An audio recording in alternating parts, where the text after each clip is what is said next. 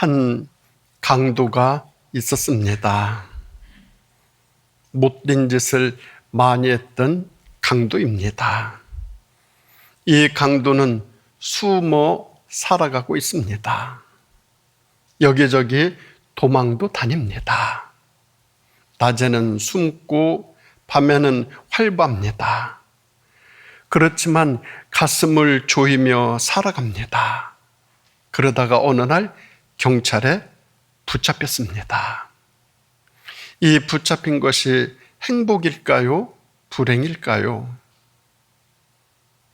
그 강도가 붙잡혔을 때 소감이 어떠냐라고 물었습니다. 그랬더니 이 강도가 이렇게 대답을 합니다. 시원합니다. 라고 말입니다. 붙잡힘은 구속이고 속박당하는 일인데 왜 시원하다고 대답을 하였을까요?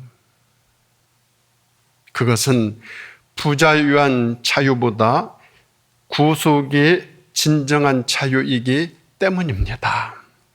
그래서 때로는 붙잡히는 것이 축복이고 은혜이고 참된 자유이고 그리고 진정한 행복입니다. 붙잡힘의 축복, 오늘의 설교 주제입니다.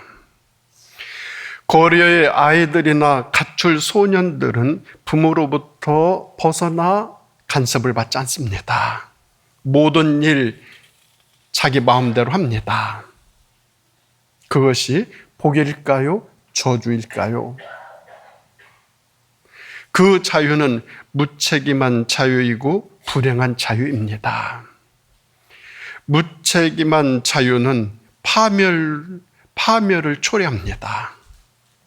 그렇기 때문에 진정한 자유는 구속받는 거예요. 가정에서 부모의 구속을 받는 삶이 참된 행복이고 참된 자유입니다.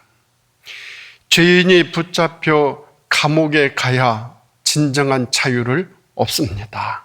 그리고 그것이 복입니다. 남편은 부인으로부터 꽉 붙잡혀야 구속을 받아야 자유로울 수 있어요. 붙잡히지 아니하고 느슨하다 그러면 갈등이 생겨요. 가정이 흔들려요. 가정이 흔들리고 사회가 흔들리고 국가가 흔들리면 불행해질 수밖에 없어요. 지난주 풀이 왕성해서 예초기로 교회 주변 풀을 베는데 칡도 있고 또 오래 묻어서 그런지 풀도 아주 길게 자랐어요. 줄로 된 예초기로 이렇게 풀을 베는데 자꾸만 감겨가지고 멈춰요.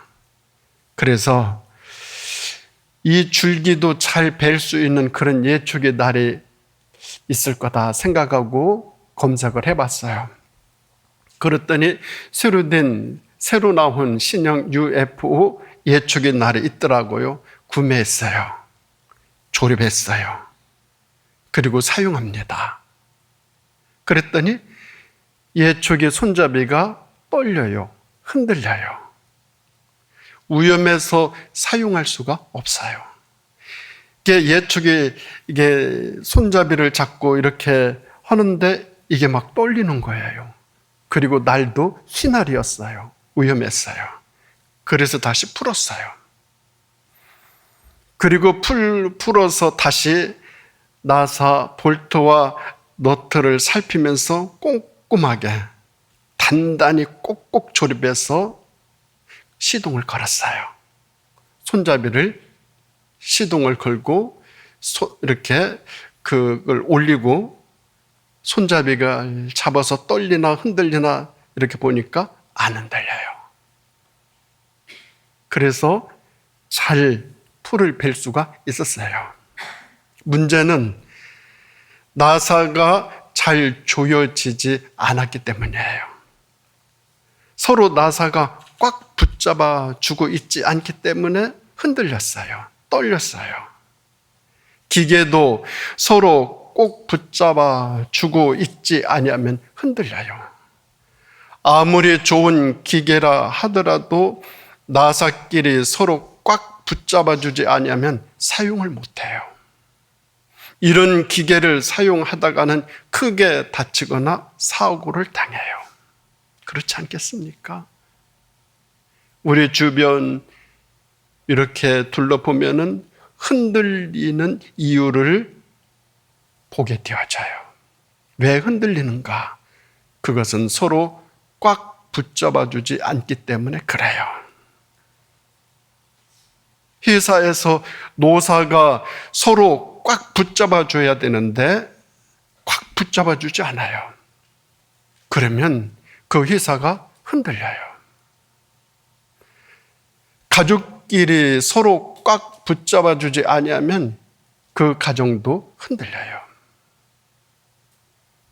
나라도 국민이 그 정권을 꽉 붙잡아 주지 아니하면 흔들려요. 잘못돼요. 신앙생활에서 최고의 복은 예수님께 최대한 아주 꽉 붙잡히는 거예요. 사도 바울은 예수님께 꽉 붙잡히고 나서 가장 행복해했던 사람이에요. 바울이 예수님께 붙잡히고 난 후 이런 고백을 합니다. 나는 이제부터 예수만 알기로 작정하였노라. 나는 사나 죽으나 주의 것이로다. 이런 고백을 했어요. 이 붙잡히는 것, 이게 행복이에요. 최고의 복이에요. 붙잡히는 것이 복이에요. 예수님께서는 사도 바울을 택하실 때 이 사람은 내 이름을 이방인과 임금들과 이스라엘 자손에게 전하기 위하여 택한 나의 그릇이라. 그가 내 이름을 위하여 얼마나 고난을 받아야 할 것을 내가 그에게 보이리라 말씀하셨어요. 즉 예수님께서 바울을 붙잡은 것은 바울에게 고난을 보여주기 위해서 붙잡았다는 거예요. 어떤 고난인가 하면은 하나님의 하늘의 뜻을 이루어 드리는데, 하나님의 뜻을 실현시켜 드리는데 거기서 겪게 되어지는 고난들이에요. 바울은 이 고난을 위하여 예수님께 붙잡힘 당한 것을 최고의 은혜로 여겨요. 그리고 스스로 순교의 자리에까지 이르게 됩니다. 그 모든 것들을 감사함으로 받아들여요. 그러면 하나님의 하늘의 뜻을 실현시켜 드리기 위해 붙잡힘을 입을 때 어떤 일이 일어날까요? 첫째는 소명감이 생겨요. 소명은 이유이고 목적이고 중심이에요. 사람이 살아가는 데는 소명이 얼마나 중요한지 몰라요. 이 소명이 품위이고 정상이에요. 기업가에게서도 이 소명이 분명해야 돼요. 내가 왜 사업을 하는지 이유가 분명해야 돼요. 그래야 정도로 모든 일들을 해나갈 수 있어요. 그런 소명감이 없으면 부정을 저질러요. 양을 속여요. 질을 속여요. 마르틴 루터는 이런 말을 했어요. 모든 직업은 하늘이 주신 천직이라 말했습니다. 모든 직업은 성직을 수행하듯이 해야 한다 말씀하고 있어요. 목회자일수록 더 그렇게 해야 되죠. 우리 하나님을 믿는 믿음의 자녀들일수록 더 소명을 중히 여겨야 되지 않겠습니까? 그래서 신앙의 길에는 이 소명이 정말 중요해요. 정말 중요해요. 바울은 예수님께로부터 직접 부름을 받았어요. 예수님께서 직접 나서서 바울을 부르셨어요. 바울은 이것을 너무나 감사하게 여겨요. 그리고 감격적인 삶을 살아요. 누가 간접적으로 불러준 것이 아니고 예수님이 자기를 직접 불러준 것, 이것이 너무너무 감사해요. 그래서 바울 서신 첫 장 첫 절, 로마서에서부터 이어지는 바울 서신을 쭉 보면은 늘 첫 장 첫 절에 이렇게 기록하고 있어요. 주께로부터 부름받아 사도된 나 바울은, 이렇게 모든 서신을 기록하고 있어요. 주님으로부터 부름을 받았는데 직접 부름받은 나 바울은, 이런 고백을 하면서 서신을 써요. 소명감이 투철했어요. 오늘 이 시대는 이 소명감이 불분명한 시대인 것 같습니다. 그러니까 삶이 불투명해져요. 그런데 꼭 붙잡히면 붙잡힐수록 소명의식이 매우 투철해요. 강하게 꽉 붙잡힌 사람일수록 소명감이 더 커요. 그리고 잘해요. 그런가 하면 두 번째로, 예수님을 위하여, 하나님의 뜻을 이루어드리기 위하여 고난을 받게 되는 그 자리에 붙잡히게 되어지면 응답을 해요. 바울은 예수님으로부터 직접 부름을 받고 아나니아로부터 안수받았어요. 그러니 눈에 비늘 같은 것이 떨어져서 다시 보게 됐어요. 그러고 났더니 성령 충만함도 받았어요. 그러고 나서 세례도 받았어요. 그리고 예수님이 하나님의 아들이심을 전파했어요. 전에는 예수님이 하나님의 아들이라고 전파하는 사람들을 박해하고 학대하고 그리고 스데반 집사를 죽이는데 맨 앞장섰던 사람이 바울이었어요. 그런데 세례를 받고 하나님의 말씀을 증거했어요. 어떻게? 예수가 하나님의 아들이다 증거했어요. 이는 부름에 응답했다라는 거예요. 순종한 것이죠. 사울은 이제 더 이상 유대 교인이 아니었어요. 부활하신 예수님을 전하는 제자가 되었어요. 전도자로 부름에 합당하게 순종하겠다라는 결단을 하게 됩니다. 그 결단 속에는 희생과 고난도 받겠다, 내가 다 받아들이겠다, 이런 각오가 단단했어요. 어떠한 시련도 환난도 고통도 감수하겠다, 이런 결단을 담고 있어요. 마침내 사도 바울이 사울이라는 이름에서 바울이라는 이름으로 바뀌어져요. 전도자가 되었어요. 충실하게 전도자의 삶을 살아가요. 1차, 2차, 3차, 4차 선교 여행을 하면서 유럽을 하나님의 말씀으로 증거해요. 그리고 이렇게 고백해요. 나는 이제부터 예수만 알기로 작정하였노라. 이전에 내가 알았던 모든 것들은 다 배설물로 여기노라. 이것이 부름에 대한 응답이에요. 부름을 받았으면 응답이 분명해야 되죠. 왜냐? 거기에서 결단력이 나와요. 예수님께서 제자들에게 나를 따르라 하였을 때 베드로 일행이 즉시 배를 버리고 따랐다 말씀하고 있어요. 무서운 결단력이죠. 엘리사에게 엘리야가 나를 따르라 이렇게 말했어요. 그러자 엘리사는 즉시 따라 나섰어요. 그 속에는 무서운 결단력이 들어있어요. 예수님께서 마태를 부르자 마태가 즉시 따랐어요. 감리교의 창시자 유엔 웨슬레는 아주 경건한 가정에서 자랐어요. 웨슬레는 그것이 좋은 신앙인 줄 알고 착각했어요. 32살 때 미국 조지아주로 선교를 떠납니다. 그러면서 이런 뜻을 밝혀요. 내가 인디언들을 다 개종시키겠다. 아주 큰 소리 치고 떠납니다. 그런 그가 대서양을 건너는 배를 타고 가다가 거친 풍랑을 만납니다. 놀랍고 무서워서 떨고 있었어요. 하나님은 생과 사를 주관하시는 하나님이라고 수도 없이 기도했지만 지금 이 순간은 하나님이 나와 함께 하시겠다라는 믿음은 사라지고 없어졌어요.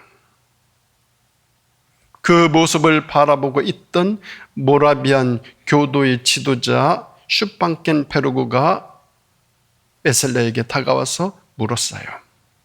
당신은 예수를 아십니까? 어려서부터 부모님으로부터 예수님에 대해서 많이 들었어요. 그리고 알아요. 신앙의 집안에서 믿음 안에서 자랐는데 모르겠습니까? 웨슬레가 비웃듯이 대답을 합니다.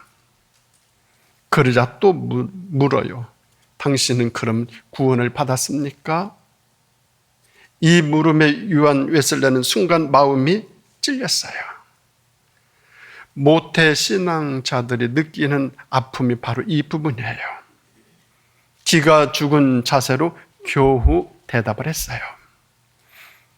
그러자 또 물었어요. 그러면 당신은 진정 예수를 아십니까? 이 무릎에 그는 대답을 하지 못했다고 후에 고백을 합니다. 실패하고 돌아와 고민스럽게 기도하다가 마침내 영적인 체험을 하게 됩니다. 소명을 다시 확인합니다. 그때 주어진 힘으로 52년 동안 종횡무진 전도자의 삶을 살아갑니다. 소명에 대한 응답은 자기의 삶을 더 진솔하게, 더 하나님께 더 꽉 붙잡혀서 더욱더 하나님의 뜻을 이루어드리기 위해서 모든 것들을 바쳤어요. 그리고 감리교회를 만듭니다. 무슨 일이든 하고 싶은 일을 해야 되죠. 소는 물가로 끌고는 갈 수 있지만 물을 먹일 수는 없어요. 공부에 취미가 없는 아이를 억지로 공부시키려고 방문을 지켜보아도 소용없어요. 아이나 지키는 부모나 다 불행한 일이에요. 먼저 그 아이가 뭘 좋아하는지 그것을 알아보고 그것을 시켜야 돼요. 그러면 방문을 지키지 않아도 스스로 밤새워 공부해요. 예수님의 제자는 먼저 부름받음과 응답을 분명히 해야 합니다. 누가 시켜서가 아니고 스스로 응답해야 되죠. 스스로 응답할 때 주님과의 관계는 아주 특별한 관계로 설정이 되어져요. 그냥 관계가 아니고 응답할 때 특별한 관계가 만들어져요. 거기서 이 일은 이루어져요. 그런가 하면 세 번째로 하나님의 뜻을 이루어드리기 위한 그 고난을 감수할 때 그 자리에 부름받게 되면은 어떤 모습이 드는가? 꽉 붙잡혀요. 사로잡혀요. 사울이 세례를 받았다라는 것은 나는 이제부터 주님의 종입니다. 당신의 사람입니다. 당신만 알기로 작정합니다. 라는 응답했어요. 그리고 17절 말씀 보면 성령으로 충만하게 하셨다 말씀하고 있어요. 즉 성령 충만과 응답이 함께 이루어졌어요. 이것이 성도가 되는 순서예요. 성도의 삶은, 그리스도인의 삶은 하나님의 영에 꽉 사로잡히는 삶이에요. 이 사로잡히는 것이 복이고 은혜예요. 그때부터 하나님의 영이 내 삶을 인도하고 안내하고 일을 하게 모든 것들을 만들어줘요. 강하게 사로잡히면 강하게 사로잡힐수록 더 크고 귀한 일들을 감당하게 되어져요. 성경에 나오는 인물들은 그 힘으로 그 모든 일들을 감당해 나갔던 사람들이에요. 구약에 나오는 사울 왕은 사무엘이 머리에 기름을 붓자마자 하나님의 영이 그와 함께 하셨다 말씀하고 있어요. 다윗은 머리에 기름을 붓자마자 하나님의 영이 그와 함께 하셨다 말씀하고 있어요. 제자들이 예수님이 승천하신 후 어찌할꼬 하다가 마가 다락방에 모여서 기도할 때 그곳에 성령이 임하였어요. 예수 제자의 표시는 성령이 나와 함께 하시는가 아니하는가 바로 이거예요. 기독교는 영적인 종교예요. 하나님의 영이 나와 함께 하시면 그때부터 나는 주님이 주시는 힘을 공급받고 일을 하게 됩니다. 성령은 사역의 힘을 공급해 주셔요. 엄청나게. 지치지 않게 해 주시고 방향을 잃지 않게 인도해 주셔요. 배후에서 무한한 힘을 무한하게 공급해 주셔요. 그래서 그 든든함을 느끼며 일해요. 이 힘이 가장 큰 배경이고 후원자이셔요. 그래서 다윗은 이런 고백을 하죠. 여호와는 나의 반석이시고 요새이시고 피할 바위이시고 나의 방패이시고 나의 산성이시다라고 말입니다. 내 뒤에 누가 있는 것이 최대의 힘이고 백이에요. 바울은 그 힘을 믿고 유럽을 종횡무진, 중동 아시아를 종횡무진하면서 사역을 감당했어요. 바울이 물에 빠지면 하나님이 건져주셨어요. 섬에서 불 찌다가 뱀에 물렸어요. 하나님이 낫게 해주셨어요. 하나님의 말씀을 전하다가 옥에 갇혔어요. 문을 하나님이 열어주셨어요. 그러니 누가 그를 말릴 수 있습니까? 누가 그를 말릴 수 없어요. 바울은 그 힘으로 소아시아의 비탈길을 돌아다니고 거센 풍랑을 이겨가면서 지중해 그 바다를 배길로 다니면서 말씀을 증거했어요. 이 모든 사역을 마치고 마지막에 나의 달려갈 길을 다 가고 믿음을 지켰다 고백하였어요. 그리스도인들은 이 힘에 붙잡혀 살아가는 사람들이에요. 붙잡혀야 돼요. 사로잡혀야 돼요.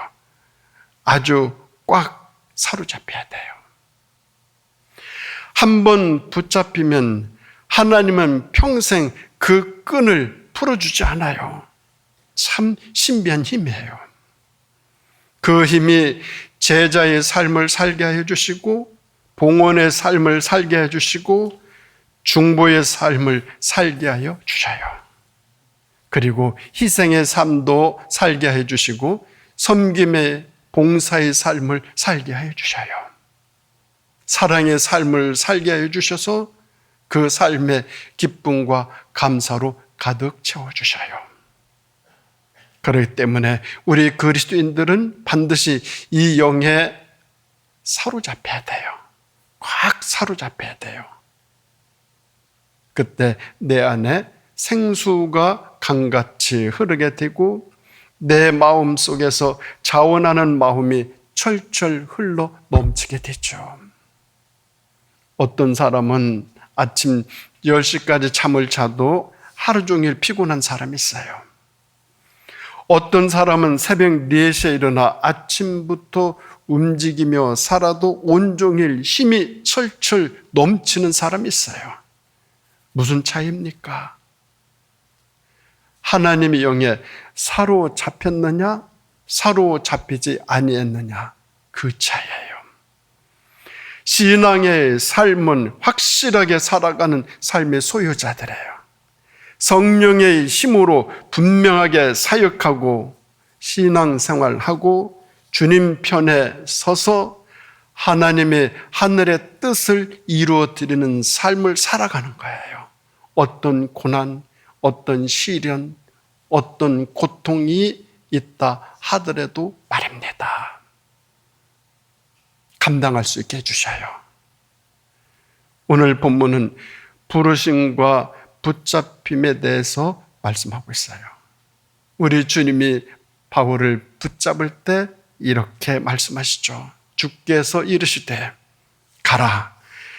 이 사람은 내 이름을 이방인과 임금들과 이스라엘 자손에게 복음을 전하기 위하여 택한 나의 그릇이라. 그가 내 이름을 위하여 얼마나 고난을 받아야 할 것을 내가 그에게 보이리라. 얼마나 고난을 받아야 될 것을 내가 그에게 보이리라. 그러시면서 꽉 붙잡혔어요. 바울은 이 붙잡힘을 자기 인생 최고의 복으로 이야기해요. 그러면서 나는 이제부터 예수만 알기로 작정하였노라. 나는 당신의 사람입니다. 당신만을 위해서 살겠습니다. 이런 고백을 하면서 그 수많은 일들을 감당해요. 우리 기독교 역사에서 이 사도 바울이 없었다라고 한다면 우리 기독교가 존재하기 힘들었을 거예요. 사도 바울은 그런 사람이었어요. 하나님에게 꽉 붙잡힌 사람, 아주 사로잡힌 사람. 그래서 그 수많은 일들을 감당할 때 수없이 많은 고난, 고통, 아픔을 겪었어요. 그것을 내가 너에게 보이리라. 그러기 위해서 내가 너를 붙잡았노라. 바울은 이 붙잡힘을 자기 인생 최고의 복으로 여기고 있어요. 진정한 성도의 삶은 이 지점에서 시작이 되어져요. 우리의 삶은 어쩌면 이 지점에서 시작이 되어져요. 붙잡히는 것.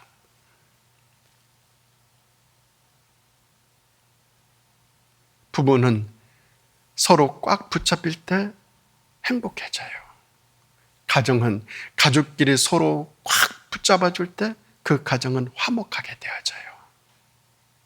나라는 백성들이 그 정권을 꽉 붙잡아줄 때 그 정권이 온전하게 되어져요. 무섭지 않습니까? 네팔에서 일어난 그 일을 영상에서 이렇게 보노라니 정말 끔찍했어요. 안 붙잡아 주잖아요. 국민들이 안 붙잡아 주고 태우고 때리고 내동댕이 치고 강 속으로 들어가고 국민들이 그 정권을 안 붙잡아 주니까 네팔이 지금 어떻게 되고 있습니까? 우리 똑똑히 뉴스로 보고 있지 않습니까? 붙잡아야 되죠. 그리스도인의 삶은, 우리 그리스도인들은 하나님으로부터 사로잡힐 때 최고의 행복이에요. 왜? 하나님이 다 책임져 주셔요. 사랑하는 우리 성도 여러분, 익어가는 계절 가을입니다. 이 가을 우리에게 어떠한 고난이 닥쳐온다 하더라도 하나님의 하늘의 뜻을 이 땅 위에서 실현시켜 나가시는데 하나님께 꽉 붙잡혀 잘 익어감으로 영적으로는 강건하고 범사는 형통하고 마음은 평안하신 가운데 우리 모두의 삶이 승리하는 삶이 되어질 수 있기를 예수님의 이름으로 축원드립니다. 기도하시겠습니다. 하나님 아버지, 익어가는 계절 가을입니다. 저희들이 우리 하나님으로부터 꽉 붙잡혀서 잘 익어서 아름다운 결실 끝까지 맺어가는 그런 삶이 되게 하여 주시옵소서. 열매들이 가지에서 벌레 먹고 잘못되어 일찍 떨어지는 그런 과일 같은 그런 모습이 아니라 마지막까지 끝까지 하나님께 꽉 붙잡혀서 토실토실하고 정말 알찬 열매를 맺어 하나님께 귀 쓰임 받는 그러한 우리 모두의 삶이 되어질 수 있도록 마지막까지 하나님으로부터 꼭 붙잡히는 삶 되어질 수 있도록 축복해 주시기를 예수님의 이름으로 간절히 기도드립니다. 아멘.